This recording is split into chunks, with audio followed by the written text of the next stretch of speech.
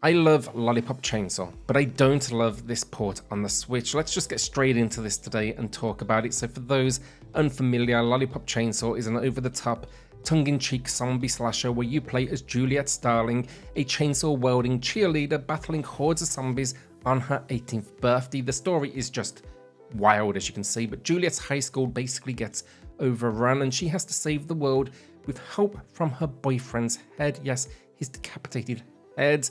The game is just unapologetically crass. It's full of B-movie horror vibes, absurd humor, and more pop culture references than you can count.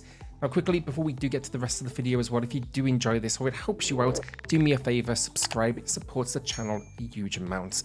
Alright, so back to it, and yeah, I was incredibly excited for this re-release. I picked up the original Lollipop Chainsaw on day one, back in the day of course, being just a huge fan of Suda51's works. I think No More Heroes, Killer 7, and what many might not actually know about this game, I honestly didn't back then, it was a collaboration with James Gunn, and yes, that's the same James Gunn who would go on to direct Guardians of the Galaxy. Now look, I won't pretend as well that my impressions back then were the game is a masterpiece. It had plenty of issues, a janky camera, dodgy hitboxes, fair amount of repetition, but it also had a charm that's really hard to deny. You know, between the ridiculous outfits, laugh out loud characters, and chaotic, bloody combat system, it rightly gained cult status because, well, basically it's rude, crude, but also a ton of fun. But yeah, when I first heard about the Lollipop Chainsaw re-release, probably a year or so ago now, maybe more, my initial instinct was to jump onto Suda51's Twitter to see what he had to say about it, and to my surprise, there was just nothing. In fact, even now with the re-release out in the wild, he hasn't mentioned it at all. You know, from what I understand, Suda had no involvement in this edition, and that was an early red flag for me. Still though, like, I was hopeful. I committed, I just parted with my cash, and boy, do I regret it. Not because the game itself is bad, but because this Switch port is a real mess, and I'm going to be jumping to another system for sure. I still want to experience this game, but I'd say it up front here right now, this is not the way to play it. Now before we do get to those problems though, I quickly want to just touch on the RePOP Edition itself. This release actually offers two versions of the game built in. The first is the original game with minimal changes, some controller improvements, bug fixes, a few quality of life tweaks, but all good stuff. On paper, it sounds great. But then there's the RePOP Edition built in as well, which in my opinion just feels completely pointless. It removes the blood and gore, replacing it with pop art effects. For a game that thrived on its over-the-top violence and unapologetic, absurdity, I doubt many will be playing this build, but at least they included it as an option alongside the original, so I'm completely fine in that sense with giving players the choice. But yeah, look, so anyway, I get around to booting up Lollipop Chainsaw on the Nintendo Switch, and I was excited, but that excitement quickly turned into disappointment, and I am talking within the first few seconds. The cutscenes, which are as ridiculous and over the top as the rest of the package, were plagued with screen tearing, flashing almost images, and stuttering that just disrupted the flow. The resolution as well was also noticeably low, almost flickering at times between two different, I guess, resolutions. But during load screens, I could swear it was running at like 480p. It keeps on kind of like flashing back and forth. It's ever so strange.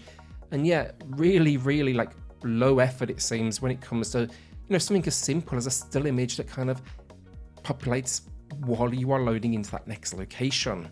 And then it only gets worse once you jump into the gameplay. The textures are muddy, everything feels muted, and the overall visual fidelity is far below what I expected. Yes, the original, it was a PS3 game, so I think I had understandably high hopes for what it would look like on the hardware. This is not a remake, it is simply a remaster.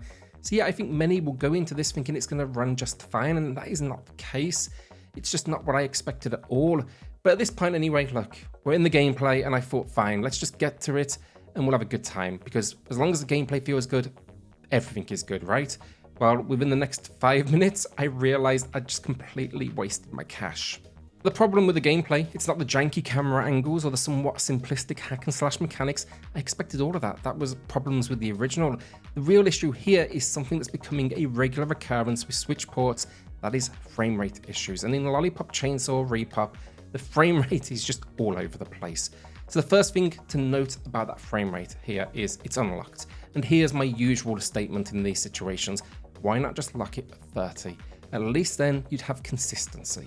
But during the opening section, where you're fighting your way into the school, frame rate ranged from the mid 40s, I'd say averaging more around the 30s, but then it tanked to around 15 FPS. I was playing the original build here, I do want to note that, with full gore turned on, and to confirm the issue was across both variations, I tried these same moments in the RePOP build, and the results, I'd call them mostly the same, definitely not an improvement. There were also then on top of the frame rate just constant stutters. The game would freeze for a split second, especially when a cutscene was about to roll in, and even during the cutscenes the frame rate is struggling, man.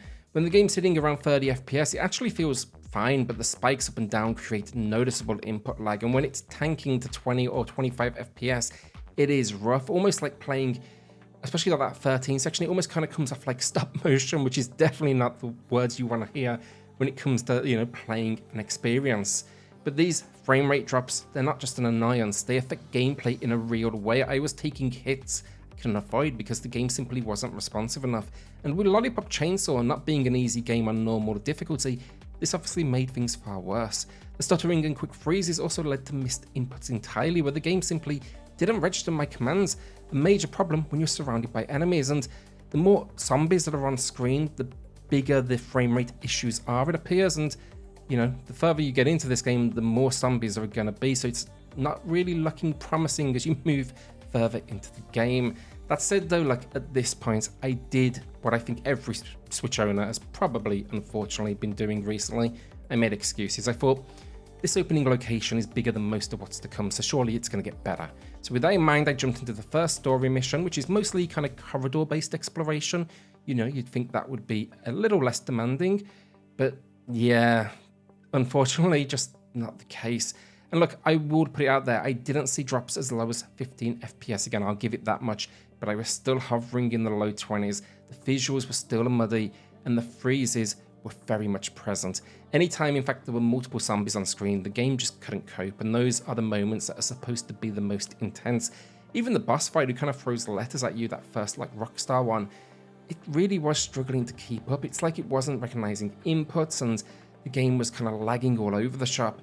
And yeah, basically that is now where I am, and I give up. This is a cult classic that deserves to be experienced in the best way possible, and that's certainly not this Switch build. Honestly, this is the moment I wished the Nintendo Switch had a refund option, because this port is so poorly optimized, I simply want to send it back, and I don't have that option. But yeah, that's Lollipop Chainsaw RePOP on the Switch. I would describe it as, I mean, honestly, just a complete mess. Could you get through it? Sure, I didn't encounter any game-breaking issues or crashes, but will you have fun with it? I'm gonna say probably not. And again, this isn't to say it's a bad game, I actually love this game in fact, but talk about a weak effort here. Now if you've played it on PlayStation or PC, please let me know how it runs on those systems.